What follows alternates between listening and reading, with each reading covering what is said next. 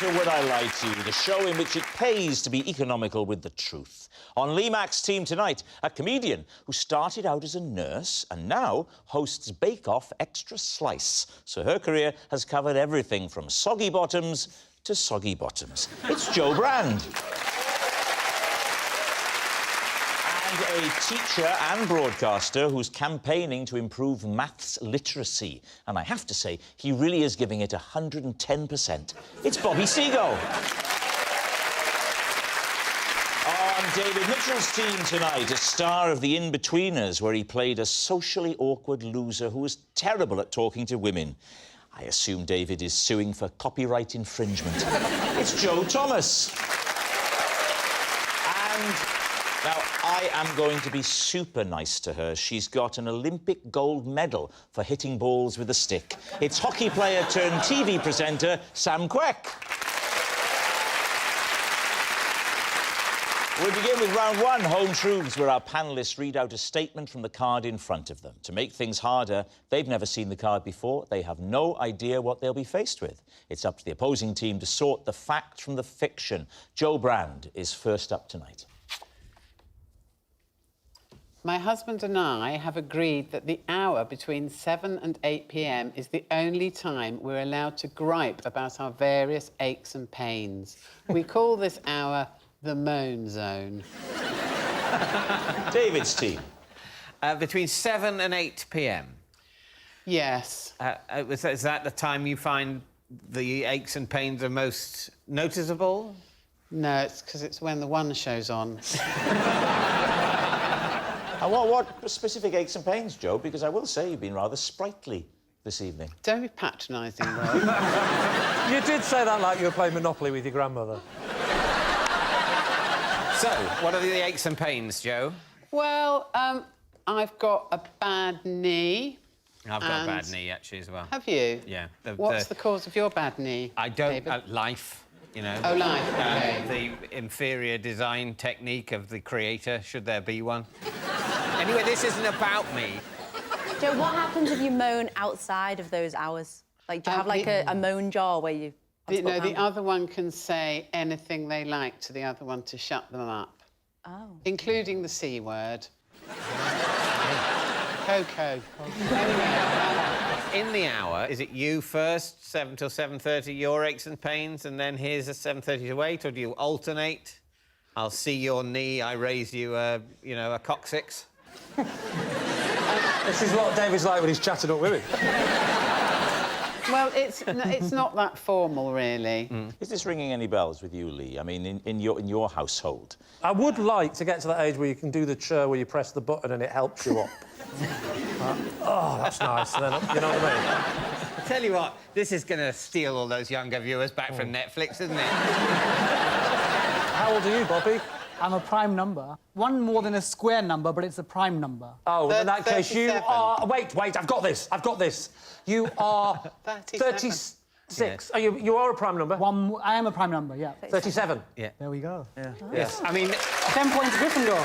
Thank you. Jo can't believe that Lee has got the applause when she said 37 six times. In school, sometimes 37. we get clever students, we know they've got it correct. Like, in Parents' Evening, I would say Jo's doing really well, but sometimes students like Lee, we've got to encourage them in the lesson. Oh, I like you, Bobby. All right, so what do we think? Jo, what are you thinking about this? Well, it sounds true to me. I mean, I think it's a bit weird that we wouldn't believe other people. Yeah. Right, we may be having a bit of a problem here this evening. OK. Sam, what about you? I quite like it. It's very constructive. I think it could be true. I think we're going to go with true. You're saying true. OK, Jo, was it true or was it a lie? It is a lie. It's a lie. Jo doesn't have a moan zone with her husband. Sam, you're next. The morning after winning Olympic gold, I woke up with a cheeseburger down my bra. Well, we've all done it. Lee? So, you won the gold medal 2016, of course. Where did you wake up, first of all? The Athletes' Village. OK. Was it actually inside the bra properly, or it was like sort of wedged in a little bit? It was in the bra. Totally in the bra? In the cup of the bra. Where had it come from, this burger? How had you acquired it? So I got it from the Athletes' Village. There was a McDonald's in there, so I got it from McDonald's. There's a McDonald's in the Yeah. Athletes' Village? We're gonna have to mention lots of other burger places, aren't we? Burger King, Wimpy. Yeah. There was a well-known burger-branded outlet in the Olympic Village. It was McDonald's, wasn't it? So you've gone out, you've got drunk quite quickly.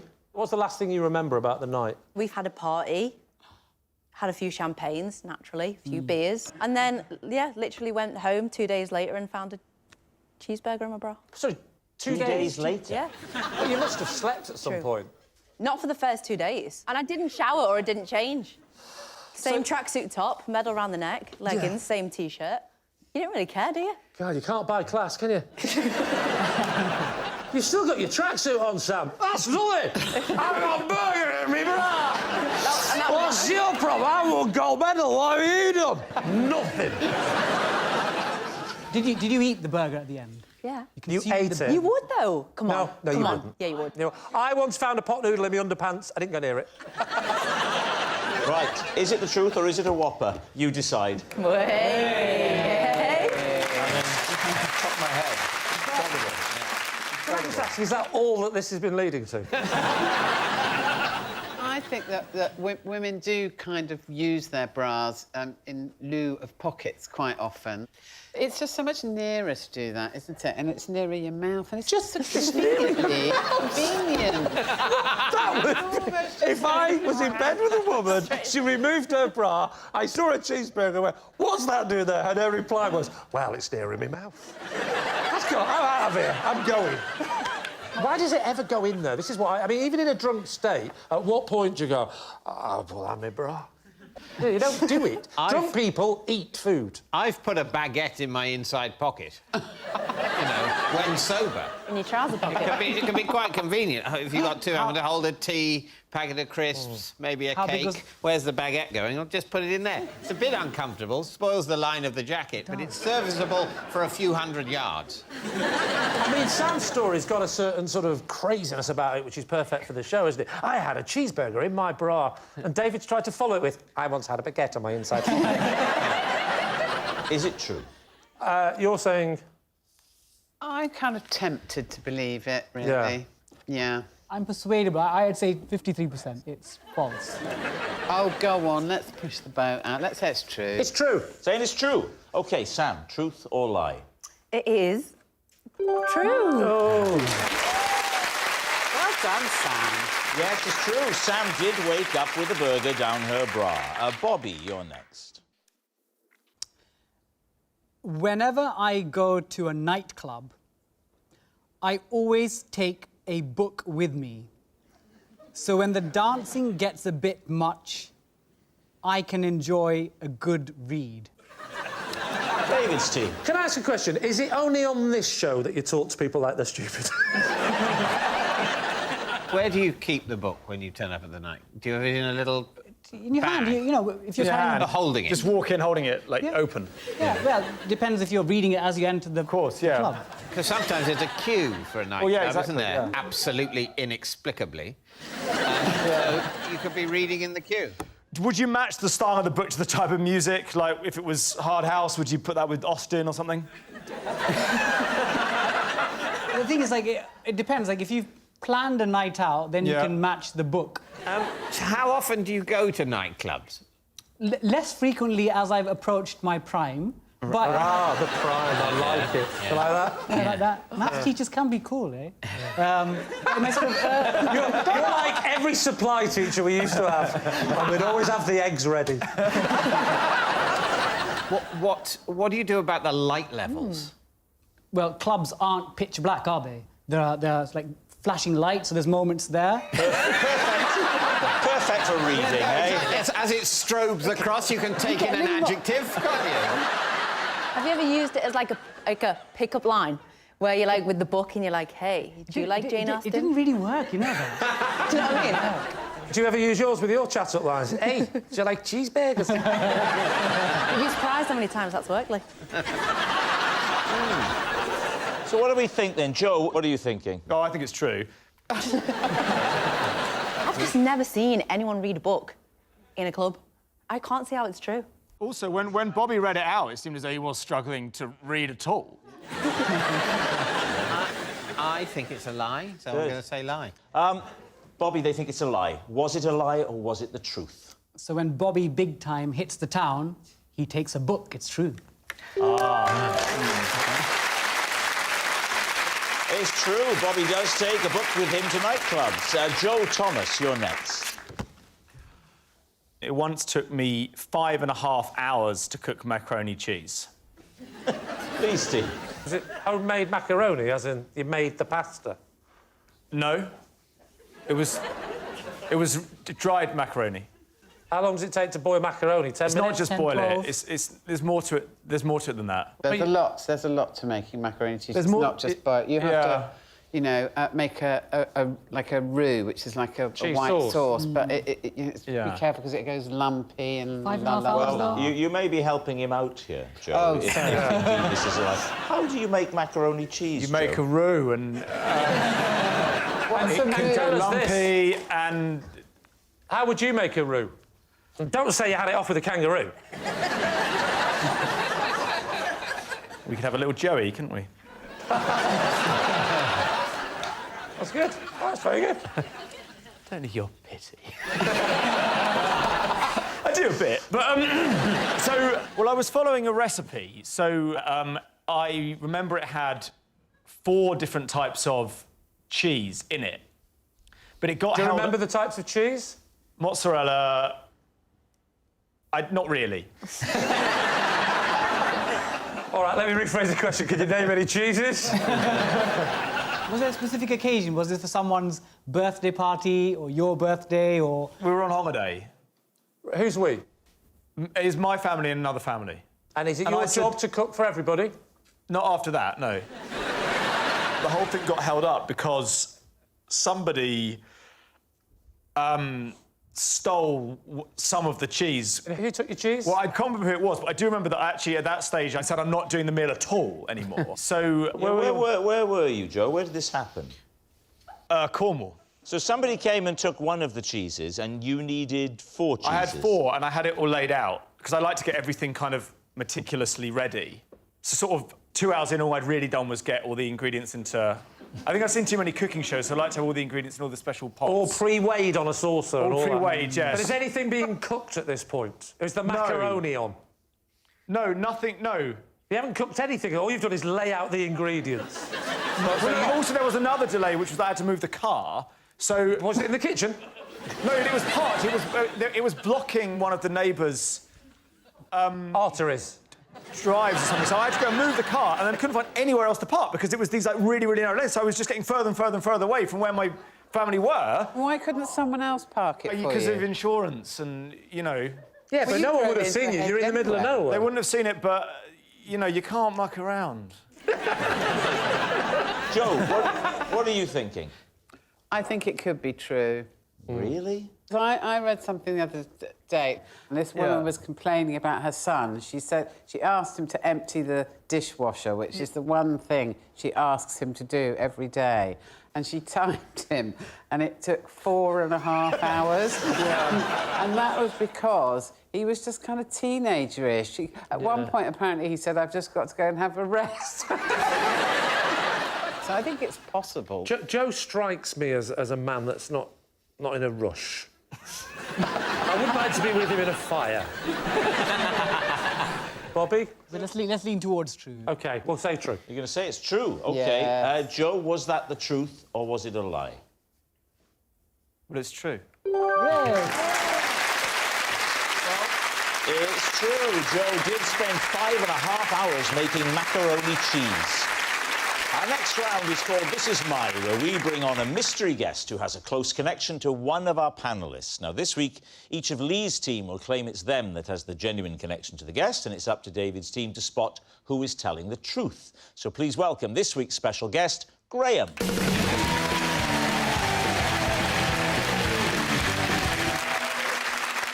So, Bobby, what is Graham to you? So this is Graham.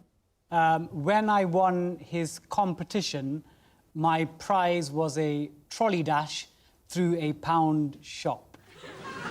Joe Brand, how do you know Graham? This is my old neighbour, Graham, and when my landlady was trying to sell my flat, I asked Graham to bang a bongo to put off any potential buyers. Oh. And finally, Lee, what is your relationship with Graham? This is Graham. All his bees flew away when I was looking after them. So there we have it. Bobby's pound shop pal, Joe's noisy neighbour, or Lee's beeless buddy. David's team, where do you begin? OK, well, we'll start with Bobby. So what was Graham's competition? So he was organising a competition to open a new pound store, actually 99p store. So, sorry, he was organising a competition to open one? So it's a competition where somebody gets to open the store. So the prize, was opening the new pound store? Yes. What was the competition? Oh, so you had to submit some sort of, like, artistic, creative entry that you could display or show off at the opening. The winner of the artistic competition would win the prize of opening the new pound store. And get to do a trolley dash as well. How long did you get to dash? 99 seconds. It would make sense, wouldn't it? 99p. Sort of. I suppose, or 99 years, or, yeah, fine. Bobby, tell us about your artistic entry. So... Oh, the old Rob Brydon chat-up line. So I wrote, like, a little, like, poem or a jig. A what? Sorry? A jig? A jig, like, little, like, few words to open it. That's not a jig, is A poem, it? A like... jig is a dance. But, like, but you could... If you had, in theory, a good verse, you could jig to it as well. Now, do you recall any of this poem? So I definitely remember one line was, at 99p store, bargains galore. At 99p And then everyone's, like, jigging. Bargains galore. And everyone's, like, jigging away at the opening. So that was your artistic entry. What was it up against? I don't know. Let me rephrase that. What did that beat? I think it's far more likely that Bobby's entry was actually the only one. What sort of size crowd was it? How many people had this attracted? 60, 70, 80? That's a lot. Why didn't you say about 70? Because it's somewhere in the region of 60 to 80. Well, that's about 70. So, It could be, but it might be the lower end. Might be 60. so 60-plus people have gone... Maximum 80. Apparently they're opening a new pound store in the area, so that would be a great thing to do. Shall we go to that? It was I don't want to go. Haven't you heard? Someone's reading a poem. Get my coat. Yes, it's quite... It's not just a poem. It's one of those poems you're encouraged to jig around to. We'll never get in. It'll be packed. Oh, I don't know. 60 to 80, probably 59 plus, but maybe towards the lower end. Let's go, darling. All right, who next? Joe, Graham is your former neighbour, is that right? Yes, Graham is my former neighbour, and my landlady wanted to sell the flat I was living in, so I enlisted the help of Graham to just make it sound, obviously, like there was loads of noise all the time to put off the buyers. So he would just listen out for when people were being shown round? No, well, she would tell me when people were coming to look round. Yeah. Joe, didn't she think it was maybe a bad idea to let you be the person who shows people around? Because, like, you're not incentivised to try and make it look nice because you're going to lose where your home if it's sold. It happens more than you think in supermarkets. There are people at the supermarket showing you how to use the automatic checkout. Yeah. And you go, well, that's a turkey voting for Christmas, isn't it? Yeah. Did he have the bongos, or did you have to supply them? He had decorative bongos, which Did he? which I never really heard him play very much. Is that like a male version of Vajazzled? I'd like the decorative bongos, please. So did any of the prospective buyers be like, oh, that's a nightmare? Does that go on often? Like, did they fall for it? It worked a treat. Not one single one said, really love a bit of bongos above my head of an evening. And why was Graham so keen to help? Because we knew each other. I'd have played the bongos for him if he'd asked me, so... Honestly, a bottle of wine's enough. Lee, remind us of your story. Well, Graham is a beekeeper. and I was looking after his bees, and they all managed to escape. Why were you looking after his bees? Because Graham is Yeah. a beekeeper and you are a comedian. Yes, but he kept wearing the wrong shirts, and they kept landing on him. So he has bees in his garden, Yes, and he's, what, going on holiday? going away for 5 days. And it's obviously filling in that number of pet passports for a few tens of thousands of bees. It's a nightmare. How do you look after bees? Because you don't feed them, do you? They actually have, like, a sugary, watery thing that you feed them. Do you feed them individually? Yes, you do. I breastfed them individually. I'm imagining you've got the sugary water. What is the receptacle? There's a little tray at the bottom of the hive. You pull it out, you pour it in, you close. Do you have to put on a beekeeping costume to do that? Not to do that, OK. but there was more to it than that, and this is why the bees escaped. Right. It's when you try and get the honey that is the problem, and that's what the problem was. Why did you try and get their honey? Because I thought, I just... He's only away for 5 days. Yes, but I'd actually seen beekeepers on the television, and I saw the process of the smoking thing and the costume. And you thought you'd give it a go? Well, it was there. Unauthorised. It was there. So was the beekeeping costume not locked in his house? No. It was in a shed. It's just a shed. And it was just hanging there. Everything was so neat, I thought, that's tempting. And then I saw the little thing. The smoke thing. No, the woman that was asthmatic. And I helped her, she left. And then there was the smoking thing. It's like a little... It's like a watering can, but it produces smoke if you light it. Oh, right, so And that kind of calms them down. That sort of makes them a bit, you know... You figured out how to use that watering can that emits smoke. Well, I thought I had. That's the problem. There were these little things inside. You know those little things you light that smell nice and they're sometimes pyramid-shaped? Like a little cone. Cone, yeah, little cone. A cone. Yes. So you light the little cone, it gives off a smell. And there was a box of matches just there as well. Oh, no. It was unbelievably convenient. And it was almost like a sketch. There was a big sign saying, why not give it a go? So you put the outfit on. Yeah. It's now... The thing is smoking. What did you do? I tried to remember the TV documentary I saw, which was to take the lid off the roof. Oh, Lord. Quite scary. I'm a brave man, Rob. I'm a brave man. Or an idiot. I mean, we'll never know. Well, there's a third option. I could be a liar.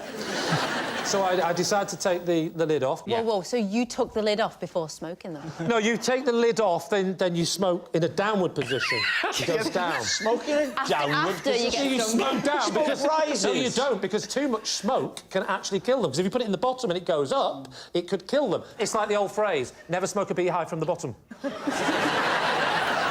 So you start smoking from above. I went... And so when you push it, it forces the smoke down before it floats back up. But it was like a dragon. Yeah. Right, it came out like that. Right. And the bees sort of like that, looked up like that. And then a few of them started to come out, but then the big thing happened. The Queen turned up. How did you identify the Queen? She had a crown. And smoke, bees all fly away. Right. Including the Queen. Gone. Every one of them. Every single bee? Well, there was one in there that sort of went, where'd everyone go? At this point, I'm panicking. Go to a pet shop. I need 45,000 bees. And he said, we don't sell bees. And you said, but you had one in your window yesterday. Maybe they'd gone to an Airbnb. Now, all right, we need an answer. So, David's team. Is Graham Bobby's pound shop pal, Joe's noisy neighbour, or Lee's beeless buddy? I don't think it's the pound shop thing, because that sounded like such a peculiar little sequence of events. I think it's probably the bongos. You think it's probably the bongos? What do you... Yeah, I like the bongo story. Although I think he could be a beekeeper. So what are you going to settle on, then? I'm feeling the bongo story. It's unlikely, but it's got to be the most likely. You're going for the bongos. Graham, would you please reveal your true identity? I'm Graham, and I let Bobby go on a trolley dance. Yes, and we have a picture from the local newspaper to prove this. Look, there he is. Wow. Yes, Graham is Bobby's pound shop pal. Thank you very much, Graham. Which brings us to our final round, quickfire lies, and we start with... It's Joe Brand. I once ordered myself a cake and in doing so ruined a complete stranger's party. How? Well, because if it's my birthday, my husband goes and buys the cake from a French patisserie and I don't really like what he buys because, you know, like those very posh cakes that have got, like, fruit on the top, I don't particularly object to them, but there's a sort of layer of what looks like phlegm. Yes, yes, there is. Oh, yes, that's all like a thin jelly. Yeah. Oh, the glaze. Who likes that? You don't like the glaze? Who likes Who it? likes that? I like it. Do you? Now, you don't like the glaze. I don't like those, so I just decided for my birthday 3 or 4 years ago, I would order my own cake. So I went to a supermarket and I ordered a kind of a children's cake that was like bright yellow and green. And they said, do you want anything written on it? So for a laugh, because I had some friends coming around for my birthday, I said, can you put, you are a very old woman and you're going to die soon. I thought that they'd laugh at that on, you know, when I brought the cake. Anyway, so that's what I did. And 3 weeks later, I went to pick up my cake. And they said, do you want to just check it's the right one? And I opened the lid, it was the right cake, but on it was written, Happy Retirement Wendy. Right.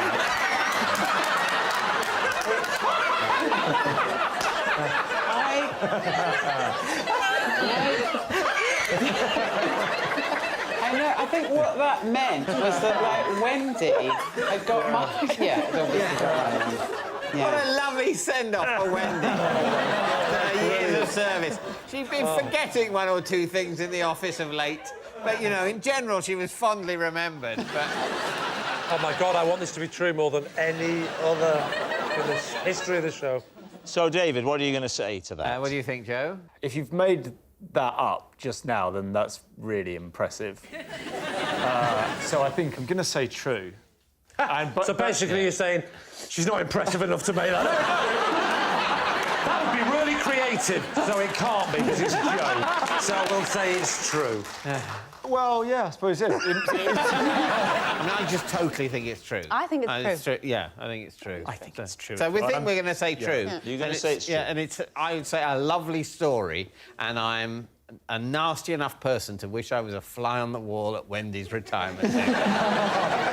Joe, they think it's true. Was it true, or were you telling us a lie? It is true. It's true. Joe did ruin a stranger's party. That noise signals time is up. It's the end of the show, and I can reveal that David's team have 1 point, Lee's team have 5 points. Wow. Thanks for watching. We'll see you next time. Good night.